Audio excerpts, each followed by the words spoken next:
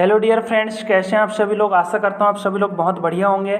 और dear friends, आपका मेरे यूट्यूब चैनल पे स्वागत है। चैनल का नाम सभी को पता है, ग्रुप स्टडी इन इंडिया। तो फ्रेंड्स, अगर आप लोगों ने मेरा चैनल सब्सक्राइब नहीं किया है तो अभी चैनल सब्सक्राइब कर लीजिए और बेल आइकॉन के बटन को क्लिक कर दीजिए। चलिए, आज हम ओम्स लॉ के बारे में देखेंगे। तो सभी ने ओम्स लॉ के बारे में पढ़ा होगा, मोस्ट इंपॉर्टेंट टॉपिक है। आईटीआई और पॉलीटेक्निक का बेस है ये ओम्स लॉ।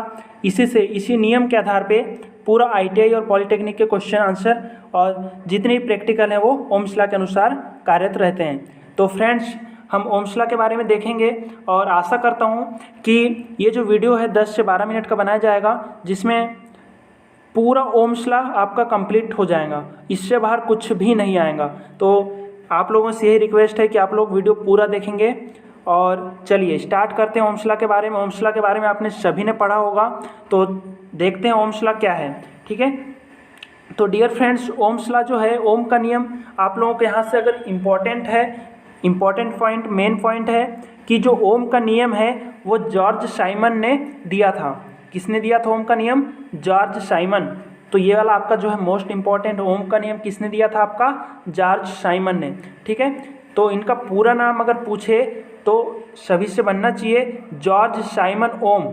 ठीक है, जिसने ओम का नियम बताया था। तो ओम का नियम में जो है मोस्ट इंपॉर्टेंट क्या है, इसमें जो है रेजिस्टेंस हो गया, करंट हो गया और वोल्टेज हो गई, ये तीनों के बीच में संबंध बताया गया है। ठीक है, रेजिस्टेंस, करंट और वोल्टेज। तो ये आपका हो गया रेजिस्टेंस, करंट और ये वोल्टेज, तीनों के बीच में संबंध बताया गया है। ठीक है, ओम्स लॉ में। तो आगे देखते हैं। ठीक है फ्रेंड्स, ये आपके, चलिए, तो जॉर्ज साइमन, आपको एक उनकी अगर आप लोग फोटो देख लेंगे तो आपको नाम याद रह जाएगा। ये हैं आपके जॉर्ज साइमन। ठीक है फ्रेंड्स, चलिए स्टार्ट करते हैं। तो जॉर्ज साइमन है आपके। और दूसरी चीज़ डियर फ्रेंड्स, आप लोग देखेंगे कि ये जो जॉर्ज साइमन है, ये इनने तीनों चीज़ों पे क्या क्या हो गया आपका? पहला हो गया क्या आपका? रेजिस्टेंस, करंट और वोल्टेज। ये जो है रेजिस्टेंस, करंट और वोल्टेज, ये तीनों में उनने संबंध बताया है डियर फ्रेंड्स। तीनों, रेजिस्टेंस, करंट और वोल्टेज, तीनों में संबंध बताया, इसकी थ्योरी उन्होंने बताई है। चलिए आगे देखते हैं। चलिए, उसके बाद बोला है रेजिस्टेंस, वोल्टेज और करंट में संबंध। रेजिस्टेंस, वोल्टेज और करंट में संबंध। डियर फ्रेंड्स, देखेंगे आप लोग कि रेजिस्टेंस, वोल्टेज और करंट में क्या संबंध, यहाँ से क्या क्या सूत्र निकल सकते हैं, मोस्ट इंपॉर्टेंट है। तो सभी लोग सूत्र देख लेंगे इसके एक बार। तो पहला सूत्र है डियर फ्रेंड्स, देखेंगे आप सभी लोग, यहाँ पे तीनों सूत्र लिखे हुए हैं आपके पास। चलिए देख लीजिए आप सभी लोग, ये जो है आपके तीनों सूत्र यहाँ पे लिखे हुए हैं। V is equal to, I is equal to और R इजिकल टू क्या होता है डियर फ्रेंड्स, देख लेंगे सभी लोग। तीनों चीज़ें सिर्फ एक ही चीज़ से आपका क्लियर हो जाएगी। ठीक है, चलिए सूत्र देख लेंगे।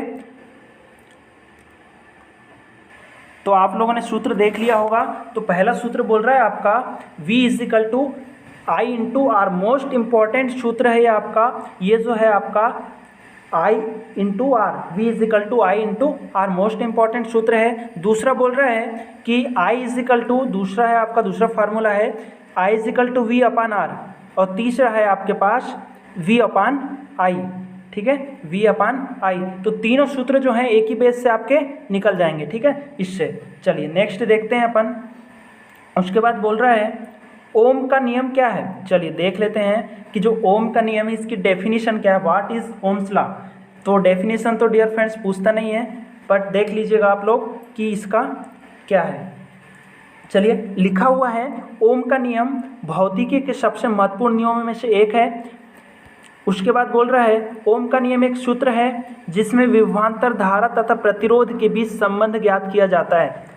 डियर फ्रेंड्स, मैंने बताया कि तीनों के बीच में जो संबंध बता रहा है वही आपका ओम्स लॉ। ठीक है, उसके बाद आगे है इलेक्ट्रॉनिक्स के क्षेत्र में इसकी महत्ता और इसके सिद्धांत के बारे में बताया गया। चलिए देखते हैं आगे। आगे बोल रहा है ओम का नियम, हिंदी में इसकी परिभाषा। तो डियर फ्रेंड्स देख लेते हैं इसकी हिंदी में परिभाषा क्या है, definition, what is Ohm's law. तो ओम का नियम जो बोल रहा है, यदि भौतिक अवस्थाएं जैसे ताप, दाब और लंबाई, ताप, दाब और लंबाई इत्यादि स्थिर हों तब किसी विद्युत परिपथ में प्रतिरोध के सिरों पर उत्पन्न विभवांतर उस प्रतिरोध में प्रवाहित होने वाली धारा के समानुपाती। चलिए, तो लिखा हुआ है कि V समानुपाती I, ओम्स लॉ यही है डियर फ्रेंड्स, V समानुपाती I। अगर आप लोग समानुपाती का चिन्ह अगर हटा देंगे तो उसके जगह क्या लग जाएगा, करंट आ जाएगी। तो V इजिकल टू क्या हो जाएगा, I इंटू R, यही आप लोग लिख सकते हैं। तो V इजिकल टू क्या हो जाएगा आपका, I इंटू R। चलिए आगे देखते हैं। इसका जो आरेख है डियर फ्रेंड्स, आरेख इसका मोस्ट इम्पॉर्टेंट है क्योंकि यहाँ से एक क्वेश्चन बनता है। ठीक है डियर फ्रेंड्स, तो ये इसका आप लोगों का आरेख है, ध्यान से देखिएगा। यहाँ से क्वेश्चन किस टाइप के बनते हैं वो मैं आप लोगों को बता देता हूँ। इसमें जो इसका जो इस टाइप का जो ये आरेख है, ये हो गया आपका V, हो गया आपका I, या आप I ले लो या V ले लो, बात यहाँ पे जीरो। ये इसका जो आरेख है डियर फ्रेंड्स, ये रेखीय आरेख होता है। कौन सा आरेख होगा, ये रेखीय आरेख।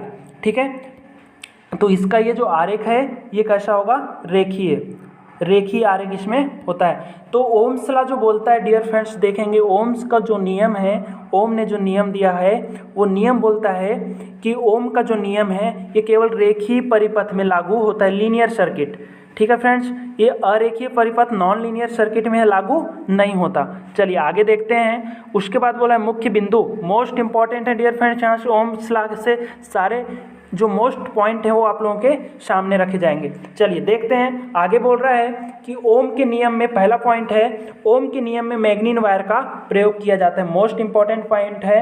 क्वेश्चन अगर आप लोगों से पूछे कि ओम के नियम में किस वायर का प्रयोग किया जाता है तो हो जाएगा आपका मैग्नीन वायर का प्रयोग किया जाता है। नेक्स्ट पॉइंट बोल रहा है ओम का नियम केवल रेखीय परिपथ में लागू होता है। मोस्ट इंपॉर्टेंट पॉइंट है, यहाँ से क्वेश्चन आते ही हैं। ओम का जो नियम है वो केवल रेखीय परिपथ में लागू होता है डियर फ्रेंड्स, देखेंगे। चलिए आगे देखते हैं। नेक्स्ट क्वेश्चन, नेक्स्ट पॉइंट है अरेखीय पदार्थ या उपकरणों में यह लागू नहीं होता है। अरेखीय पदार्थ या उपकरणों में यह लागू नहीं होता है। नॉन लीनियर सर्किट जो भी हैं, नॉन लीनियर सर्किट कौन कौन से वो आप लोग देखेंगे। तो नॉन लीनियर सर्किट या अरेखीय उपकरणों में यह लागू नहीं होता है। अब अरेखीय उपकरण कौन कौन से होते हैं, ओम का नियम कहाँ लागू नहीं होगा वो देखेंगे।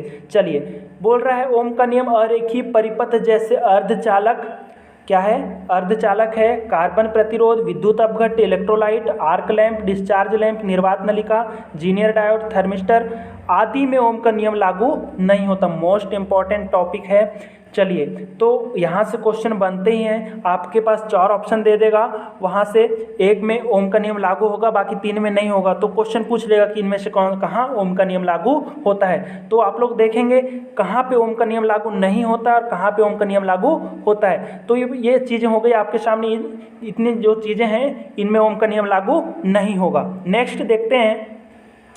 नेक्स्ट पॉइंट बोल रहा है ओम का नियम AC व DC दोनों परिपथ में लागू होता है। तो डियर फ्रेंड्स देखेंगे कुछ ओम का जो नियम है वो AC DC दोनों परिपथ में लागू होता है। सभी AC में लागू नहीं होगा, केवल ये साइन वेव में ही लागू होगा। ठीक है फ्रेंड्स, तो यह जो है ये केवल साइन वेव पे लागू होता है। तो अब वेव कितनी होती है ये आप लोग नीचे देख लेंगे। 4 प्रकार की आपकी वेव है। ठीक है फ्रेंड्स, तो यह केवल जो आपका है ओम का नियम ये केवल AC परिपथ की केवल साइन वेव पे लागू होगा। तो आपके पास वेव दी हुई है और आपके पास ये है आपकी क्या, साइन वेव। ठीक है फ्रेंड्स, तो यहाँ पे देख लेंगे आप लोग ये जो चारों वेव है इसमें सब लोग देख लेंगे। चलिए अब आगे देखते हैं। ये है आपकी क्या, sine wave. Dear friends sine wave भी देख लेंगे आप। तो ओम का नियम बोलेगा तो AC परिपथ में केवल साइन वेव पे ही लागू होता है। चलिए आगे देख लेते हैं। उसके बाद बोल रहा है कि ओम के नियम के एग्जाम्पल क्या क्या हैं। तो ओम के नियम के जो एग्जाम्पल हैं वो देख लेते हैं अपन डियर फ्रेंड्स। पहला एग्जाम्पल बोल रहा है यदि I = 5 एम्पियर और R = 8 ओम हो तो वोल्टेज क्या होगा। डियर फ्रेंड्स ये आपका क्वेश्चन है। चलिए ये आपका क्वेश्चन आपके पास रखा हुआ है। चलिए देख लीजिएगा क्वेश्चन। I = क्या हुआ है, 5 एम्पियर है और R = 8 ओम है। तो आपको वोल्टेज निकालना। डियर फ्रेंड्स वोल्टेज का सूत्र सभी को पता है, V = क्या होता है, I × R। चलिए निकाल लेंगे डियर फ्रेंड्स आप सभी लोग। तो V = क्या निकल जाएगा देख लेते हैं। V = होता है I × R, तो आपका V = कितना निकल जाएगा, 40 वोल्ट्स। तो इस परिपथ में आपका जो ये परिपथ है यहाँ पे वोल्टेज कितना निकल जाएगा फ्रेंड्स, 40 वोल्ट। चलिए आगे देखते हैं। नेक्स्ट एग्जाम्पल बोल रहा है यदि volt is equal to 10 volt और R is equal to 5 ohm हो तो करंट आई का क्या होगा, करंट आई का मान क्या होगा। चलिए ये आपके पास इसका सिंबल है। चलिए डायग्राम में देख लेंगे सभी लोग। लैंप लगा हुआ है, सर्किट है, बैटरी से इसको अपन करंट और वोल्टेज सारी चीज़ें दे रहे हैं। तो इसमें हमको क्या ज्ञात करना है, इसमें कितनी एम्पियर की करंट फ्लो हो रही है। चलिए आपके पास रेजिस्टेंस भी दिया हुआ है, वोल्टेज भी दिया हुआ है, बस आप लोगों को ज्ञात क्या करना है, यहाँ पे करंट का मान ज्ञात करना है। Dear friends current is equal to क्या होता है, आई इज इक्वल टू क्या होता है, वी अपान आर। चलिए स्टार्ट करते हैं। चलिए बन जाएगा सभी से। तो फार्मूला आपके पास दिया हुआ है, ये आपका फार्मूले से निकल जाएगा। आई इज इक्वल टू क्या हो जाएगा, 2 एम्पियर की इसमें करंट फ्लो होगी। ये जो आपका जो डायग्राम है डियर फ्रेंड्स देखेंगे, इसमें जो करंट है कितनी फ्लो होगी, आपकी 2 एम्पियर की करंट इसमें फ्लो होगी। ठीक है, तो आपका इसमें करंट का मान कितना हो जाएगा, 2 एम्पियर। चलिए आगे देखते हैं। तीसरा एग्जाम्पल क्या बोल रहा है, यदि V is equal to 12 volt और I is equal to 4 ampere हो तो रेजिस्टेंस क्या होगा। डियर फ्रेंड्स आप लोगों के पास सामने डायग्राम दिया हुआ है, I का मान दिया हुआ है, V का मान दिया हुआ है, R इज इक्वल टू आपको निकालना है। डियर फ्रेंड्स निकल जाएगा, सूत्र सभी को पता है, formula R is equal to V upon I। चलिए निकल जाएगा 3 ओम। तो डियर फ्रेंड्स देखेंगे ये जो डायग्राम है इसमें R इज इक्वल टू कितना हो जाएगा, चलिए R इज इक्वल टू इसमें कितना हो जाएगा, 3 ओम। 3 ओम आपका आंसर आ रहा था। चलिए नेक्स्ट बोल रहा है, चलिए खत्म हो गया यहीं से आपका। तो डियर फ्रेंड्स देखेंगे आप लोग सभी लोग कि जो ओम्स लॉ है मोस्ट इंपॉर्टेंट टॉपिक है, चाहे फिजिक्स का हो या ITI का हो या पॉलिटेक्निक का हो। अगर ITI और पॉलिटेक्निक की बात की जाए तो ITI और पॉलिटेक्निक का बेस है डियर फ्रेंड्स। तो यह वीडियो में सारी चीज़ें आप लोगों के सामने क्लियर हो चुकी होंगी। अगर आप लोगों ने यह वीडियो पूरा देखना है डियर फ्रेंड्स आप लोगों को, अगर आप लोगों ने एक बार भी यह वीडियो देख लिया इससे बाहर कुछ नहीं आ जाएगा, वादा है मेरा आपसे डियर फ्रेंड्स। चलिए तो अगर आप लोगों ने मेरा चैनल सब्सक्राइब नहीं किया है तो चैनल सब्सक्राइब कर लीजिए और बेल आइकॉन के बटन को क्लिक कर दीजिए। चलिए धन्यवाद डियर फ्रेंड्स, आप लोगों का सभी का दिन शुभ हो।